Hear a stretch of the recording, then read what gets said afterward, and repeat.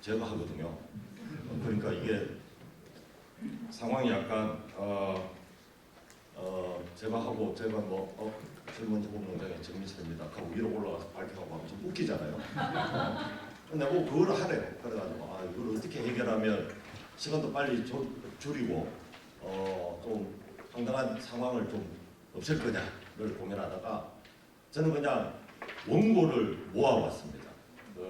107페이지 피시면 되거든요. 그래서 제가 그냥 키워드만 말씀을 드릴 테니까 나중에 돌아가셔가지고 읽어보시면 됩니다.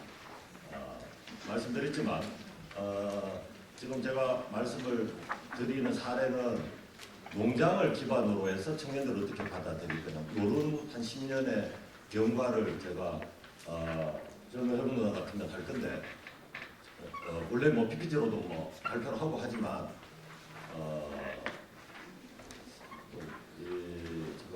좀 정리를 하자 이런 상황에서 원고 몇 가지를 모아봤습니다. 적은 거. 근데 아주 문장이 괜찮거든요. 근데 그거는 모두 다 그 출판사 편집자의 공이 80%라는 것만 이해하시면 될 것 같습니다. 첫 번째 글은 뭐고 하니까 제가 저희들이 처음 농장을 시작할 때 저희들을 바라본 이장님의 입장은 어떨까?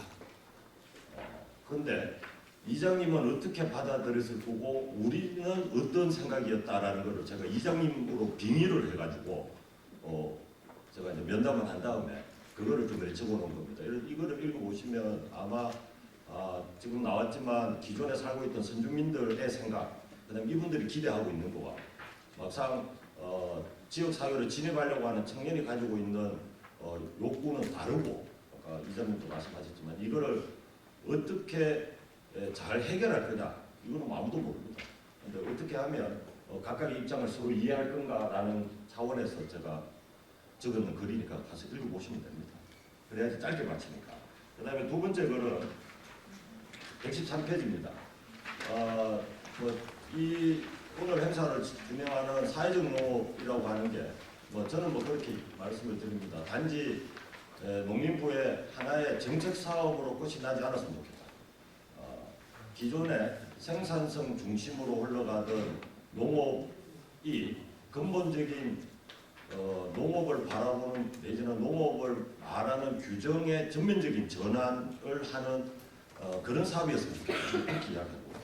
그리고 그런 차원에서 단지 사회적 농업을 정책 사업으로 보지 말고 농업을 어떻게 바뀌어야 되는가, 농민은 무엇을 하는 사람인가라는 부분을 제가 조금 역시나 홀로 키움할 때 제가 발표해 놓은 거를 제가 실어놨습니다. 그걸 대충 보시면 농업은 1차 농산물을 생산하는 게 전부가 아니에요. 다른 기능도 있었는데 지금의 근대화 과정에서 사라져버린 것들인데 이거를 지금부터 서로 복구시켜야지만이 농업은 지속 가능하지 않겠나 이런 내용을 쭉 적어놨습니다. 이것도 혹시나 시간 나시는 분이 있으시면 읽어보시면 될 것 같고요. 그리고 118페이지는 이런 내용입니다. 처음에는 농업을 해야 되겠다고 해서 젊은 협업 농장을 만들고 시작했는데 10년을 지나서 이렇게 둘러보니까 학교를 만드는 과정이었나? 이런 생각들. 이제 저희 농장만이 아니고 지역 사회에 있는 금방 제가 다른 사례도 나왔지만 지역 사회에 있는 다른 농장이나 다른 단체들하고 연결이 되어가지고 우리가 하려고 하는 게 혹시 학교를 만들려고 했는 게 아닐까? 미처 인식하지 못했지만 이런 거에 대해서 저희들이 했던 일들을 쭉 나열해 놓은 거거든요. 이게 제가 말로 이렇게 설명하는 것보다 훨씬 나은 것 같아가지고 원고를 적어왔다는 말씀을 드리고 그 다음에 124페이지는 이 원고는 로컬 아까 임경수 박사도 이야기했지만 로컬리티라고 하는 지금 청년 세대는 로컬 교육을 받은 게 아니고 소위 말하는 세계화 교육을 20년 동안 받아왔는데 실컷 받아가지고 글로벌하게 좀 움직이려고 했더니만 사회로 진입하는 그 순간에 갑자기 로컬이 중요하대. 못 자라 말인데 보고.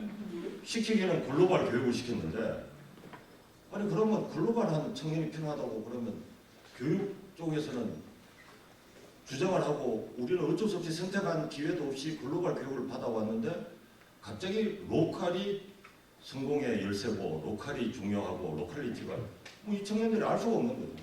그래서 이제 글로벌한 교육을 받은 청년들이 로컬화 된다라고 하는 게 무슨 뜻인가 라는 부분을 뭐 제가 경험한 것을 기반으로 적어놨습니다. 그러니까 아마 그런 고민을 좀 해보시면 그러면서 뒤에는 적어놨습니다. 문제 제기할 거면 우리한테 하지 말고 교육부한테 문제 제기해라.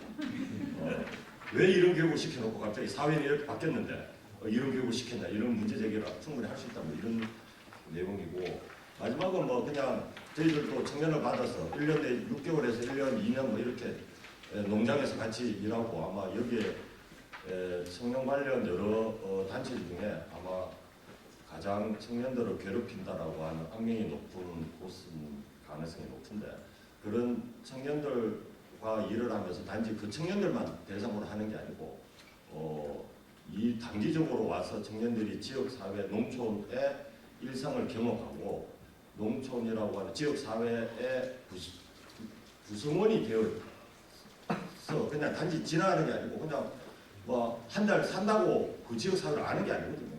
혼자 있으면 한 달 동안 있어 봐도 보이는 것만 보이는데 어떻게 안내를 해서 그 지역사회를 지역사회 농촌 특히 농촌이죠. 그 지역사회를 경험을 해야지 이후에 선택을 할 수가 있는 것이다.